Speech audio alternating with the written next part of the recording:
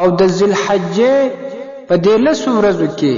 چې کله د ذوالحجې یعنی د لوی اختر د میاشت ولیدل سي، په دغه 10 ورځو کې یو مستحب عمل دا دی چې کم څوک قرباني کوي او ضحیه کوي نو هغه خپل نوکان او ویشتیان نه کټ کوي. په صحیح مسلم کې حدیث راځي، ام سلمہ رضی الله تعالی عنها وایي چې ان النبي صلی الله علیه وسلم قال، نبی صلی الله علیه وسلم و فرمایل اذا دخلت العشر، چې کله د ذوالحجې میاشت را داخله سي، واراد احدکم ان یضحی، او په تاسو کې د چا د اراده چې هغه قرباني وکړي یعنی قرباني والای،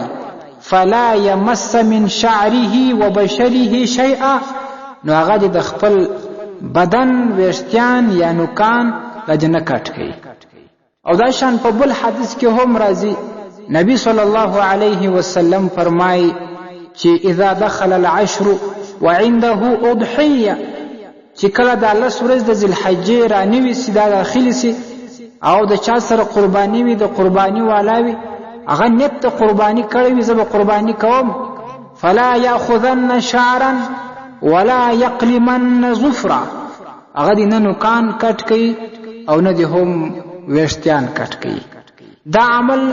مستحب دی د دې وجه چې د حاجیانو سره مشابهت راځي،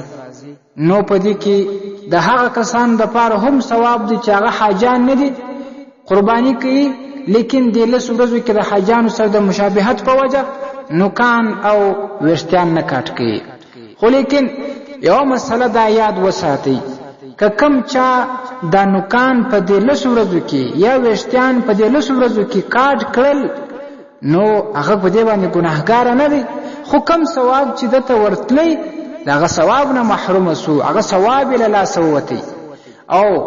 په دې باندې قرباني نه خرابېږي. ډېر ورونو دا وسوسه یاره کمی په 10 ورځو کې نوکان کټ کړه یا مې ویشتیان جوړ کړل نو بیا به زما قرباني صحیح نه وي. نو مسله دا ده چې په دې سره قرباني هم نه خرابېږي، اخترۍ نه خرابېږي. ستاسې د اسلامي پوښتنو جوابونکی مفتي حکیم الله صابر الحنفي صاحب.